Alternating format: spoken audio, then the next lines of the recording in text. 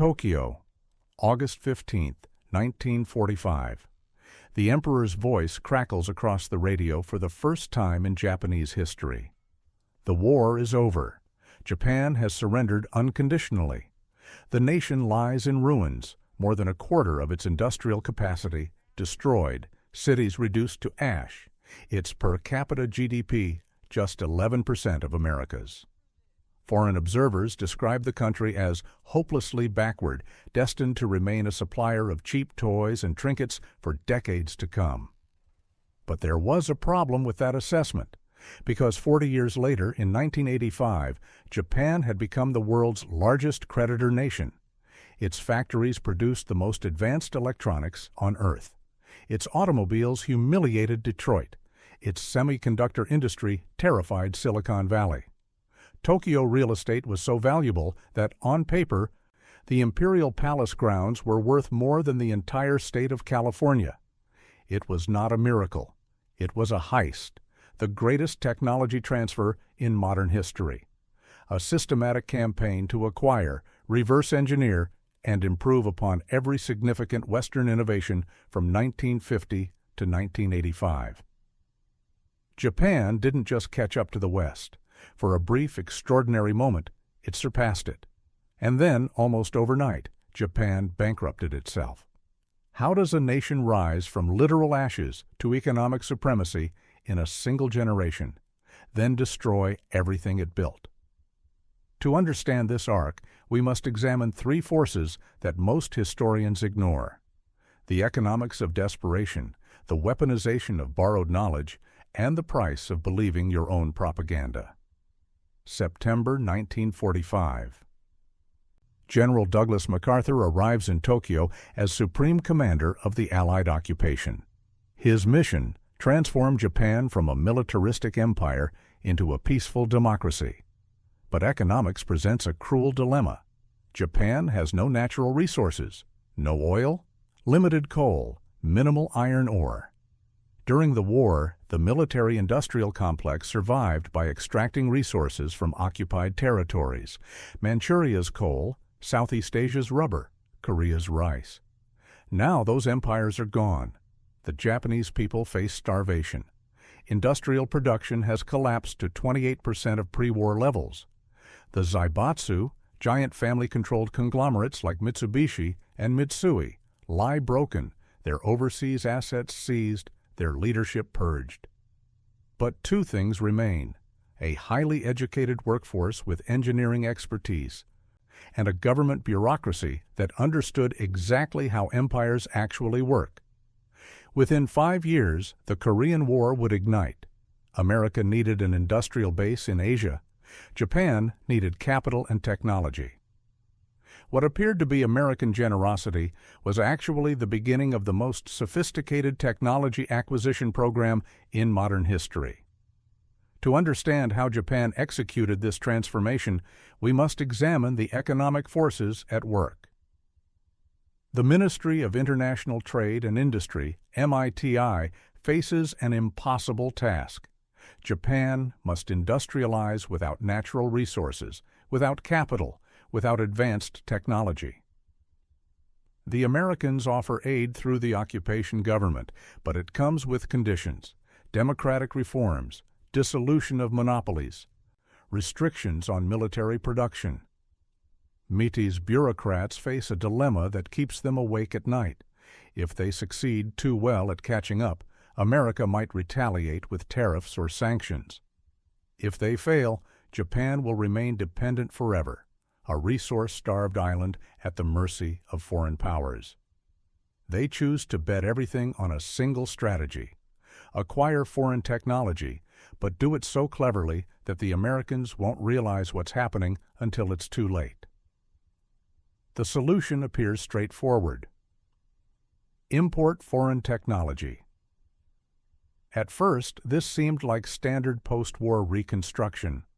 American companies, flush with patents and production techniques developed during World War II, were happy to license their technology to Japanese firms for modest fees.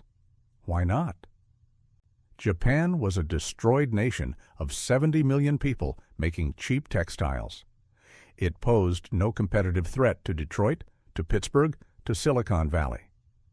Between 1950 and 1963, Japanese companies signed contracts to import technology in iron and steel, petrochemicals, electronics, motor manufacturing, and chemical engineering. The Japan Information Center for Science and Technology translated 210,000 foreign scientific papers, making Western knowledge systematically accessible. But there was a problem nobody in the West understood. MITI wasn't simply importing technology. It was coordinating a national reverse engineering campaign. The Foreign Capital Law of 1950 granted MITI unprecedented power to negotiate the price and conditions of all technology imports. Every license agreement, every patent transfer, every technical manual had to pass through MITI's. This wasn't free market capitalism. This was state-directed industrial espionage made legal through carefully crafted contracts. Here's how it actually worked on the factory floor. In 1952, a young Japanese company called Tokyo Telecommunications Engineering, later renamed Sony, paid Western Electric $25,000 for the right to manufacture transistors. American engineers arrived in Tokyo to set up production. Japanese engineers followed them everywhere, photographing, measuring, documenting every single step. When the Americans demonstrated how to make an alloy junction transistor by heat fusing two tiny pellets of indium onto opposite sides of a germanium slice, Sony's team studied it obsessively. They acquired patents, hired more engineers, and then, through nifty reverse engineering, as one internal memo called it, they started experimenting. The Americans had said phosphorus doping was a dead end. Sony engineers tried it anyway. It failed. Then it worked once, almost by accident. Then it failed again for months. By 1955, they had perfected the grown junction transistor, faster, more reliable than anything Western Electric had shown them. The yield rate was terrible, just 5%. Factory workers had to hand-select transistors to make each radio work. But it worked. The result? By 1960, Japanese companies were producing transistor radios 20% more efficiently than their American counterparts. The same basic technology, but refined through obsessive engineering iteration that turned 5% yields into mass production. American executives noticed, but they didn't worry. Japan was still poor. Its per capita GDP remained a fraction of America's. The real money was in licensing fees. Let the Japanese make cheap radios while American companies collected royalties. But the numbers told a different story. In 1955, Japan imported roughly $100 million in technology. By 1965, that figure had quintupled, but Japan's industrial output had increased 15-fold. The return on investment was staggering. MITI had discovered an economic weapon. The cost of developing new technology is enormous, but the cost of copying and improving it is minimal. While American companies spent fortunes on research and development, Japanese firms spent a third of that amount modifying and perfecting the imported technique. 9,500 large firms reported this same pattern. What looked like technology transfer was actually technology arbitrage. The strategy intensifies. Japan's imports of machinery, robots, and generators surge. Machine tools flood the automobile industry. Imported generators are adapted to improve electric utility efficiency. Every technology that touches Japanese shores undergoes the same transformation: acquisition, reverse engineering, optimization. But MITI understood something crucial. Technology alone wasn't enough. Capital had to flow to the right industries at the right time. The government implemented what economists called financial repression, keeping interest rates artificially low to channel cheap money into rapidly growing manufacturing sectors. Banks overloaned, corporations overborrowed. The entire system operated on the assumption that growth would never stop. This is where the model became dangerous. Instead of investing in housing or social infrastructure like Western countries, Japan concentrated capital into manufacturing. The goal was singular: close the technological gap, achieve international competitiveness, capture market share. Profitability could wait. What mattered was scale, efficiency, export dominance. And it worked. By 1968, Japan's economy was the second largest in the capitalist world.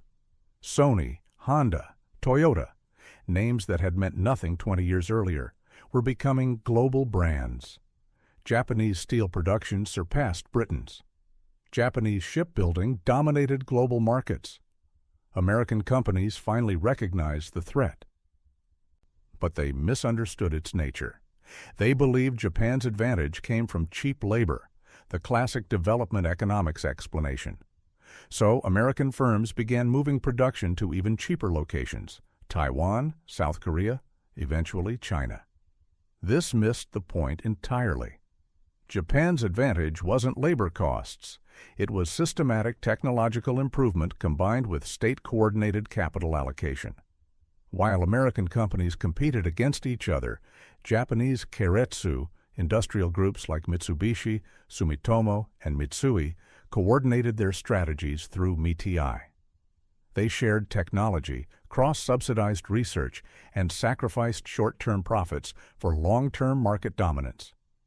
By 1980, Japan produced the world's most fuel-efficient automobiles, the most advanced consumer electronics, the most sophisticated manufacturing equipment. The heist was complete, except there was a problem nobody at MITI anticipated. September 22, 1985, the Plaza Accord. Finance ministers from the United States, Japan, Germany, France, and the United Kingdom meet at the Plaza Hotel in New York. Their stated goal: reduce America's trade deficit by devaluing the dollar. For Japan, this meant the yen had to appreciate dramatically. Within 2 years, the yen nearly doubled in value against the dollar. Japanese exports became expensive overnight. The industries that MITI had spent 35 years building, steel, automobiles, electronics, faced potential collapse. The Japanese government made a fateful decision. Rather than accept recession, they would stimulate the domestic economy through monetary expansion. Interest rates were slashed. Banks were encouraged to lend. Money flooded into the system. And that's when everything changed. Because the Japanese economy had been built on one principle: export-driven growth through technological superiority. When exports stalled, all that capital, all that cheap money that had funded industrial expansion, needed somewhere to go. It went into real estate and stocks. Consider what happened to an ordinary Tokyo salaryman. In 1985, he could buy a decent apartment in the city for 5 times his annual salary. By 1987, that same apartment cost 8 times his salary. By 1989, it cost 12 times his salary, if he could even find one for sale. The government's land tax policy made the madness worse. Tokyo's effective property tax had dropped to just 0.06% of market value. It made more financial sense to hold land and speculate than to actually use it for production. Strong expectations that land prices would keep rising, coupled with minimal taxes, turned an entire nation into real estate gamblers. By 1989, Tokyo real estate prices had increased 400%. The Nikkei stock index surpassed 38,000 points. On paper, Japan's total property market was valued at over 2 quadrillion yen, 4 times the real estate value of the entire United States. Companies stopped focusing on manufacturing and started practicing Zytec, financial engineering, speculation, property investment. The Zaibatsu descendants, the Keiretsu, had become too large to fail. Banks assumed the government would never allow bankruptcies, so they made increasingly absurd loans, real estate speculation, vanity projects, loans backed by already inflated property values. Risk had been socialized. Everyone believed the system was invincible, but the system was built on a lie. The technology Japan had acquired, the transistors, the manufacturing processes, the engineering knowledge, was real. The economic productivity was real. But somewhere in the 1980s, Japan stopped improving foreign technology and started believing it had transcended economic gravity. December 29, 1990, the bubble bursts. The Nikkei peaks at 38,957, then collapses. Property prices fall. Suddenly, banks are holding trillions of yen in bad debt backed by worthless collateral. Major securities firms, Nomura, Nikko, Daiwa, Cosmo, are exposed in financial scandals. American companies voluntarily delist from the Tokyo Stock Exchange. Trading volume drops to 1/10 of its peak. That Tokyo salaryman who bought his apartment in 1987 for 8 times his salary? By 1995, it was worth less than 4 times his salary. By 2004, prime properties in Tokyo's financial districts had slumped to less than 1% of their peak values. Residential homes fell to 1/10. The excess production capacity created during the bubble years pushed Japan into recession. Consumer spending plummeted. 9 years after the collapse, Japanese banks were buried under bad debts of uncertain magnitude. Companies reported record losses, and consumers were too frightened to spend. 60% of Japanese personal assets sat in cash, earning less than 0.5% annual interest. The nation that rose from ashes through relentless technological acquisition had destroyed itself through financial recklessness. The technology was real. The engineering prowess was real. But the belief that Japan had discovered a superior form of capitalism, that was the final, fatal delusion. This concludes the story of how Japan executed the greatest technology heist in modern history, and then squandered it. The immediate consequences were brutal. Japan entered what economists call the lost decades, 30 years of stagnation, deflation, and demographic decline. The Nikkei index, which peaked at 38,957 in December 1989, wouldn't reach that level again until February 2024, 34 years later. An entire generation graduated into an economy with no growth, no opportunity, no dynamism. But the long-term consequences reveal a deeper pattern. Japan proved that technology transfer can drive rapid industrialization. From 1950 to 1985, MITE's coordinated program of acquisition and improvement transformed a destroyed nation into an economic superpower. The model worked. South Korea, Taiwan, and eventually China studied Japan's playbook closely. However, Japan also demonstrated the limits of state-directed capitalism. When MITE coordinated industrial policy around manufacturing and exports, it succeeded brilliantly. But when the government tried to prevent recession through monetary manipulation, it created the conditions for catastrophic asset bubbles. The tragic irony? Japan's greatest economic weapon, systematic technology improvement, couldn't save it from financial excess. Today, we see this pattern repeating in real time. China has executed Japan's technology acquisition strategy at even greater scale. BYD, China's largest electric vehicle manufacturer, follows the exact MITE playbook from the 1950s. Vertical integration, they manufacture batteries, power electronics, motors, and semiconductors in-house, just like Sony did with transistors. Platform standardization, their E-Platform 3.0 consolidates core EV elements into a single framework, reducing parts count and simplifying assembly. And automation, BYD's Xi'an plant reported 97% automation in 2020, using robots and intelligent warehousing for maximum efficiency. The result? By late 2022, BYD's total battery production capacity surpassed 135 gigawatt-hours. They delivered 1.86 million new energy vehicles that year, nearly triple the previous year's volume. A BYD car comparable to Tesla's Model 3 costs 15% less to produce than Tesla's Shanghai Gigafactory. In 2025, BYD overtook Tesla as the global battery electric leader. It's 1960 all over again. Just replace transistor radios with electric vehicles. The question is whether Xi Jinping will avoid the 1989 trap that destroyed Japan. Will China recognize that technology alone isn't enough, that you can't inflate away structural problems with monetary policy? That asset bubbles always burst? This teaches us that empires don't fall from external enemies. They fall from internal delusions. Japan defeated itself not through military conquest, but through the quiet madness of assuming that asset prices only go up, that government guarantees eliminate risk, that past success predicts future dominance. The technology Japan stole was real. The economic miracle was real. But the belief that they had transcended the business cycle, that was the weapon that destroyed them.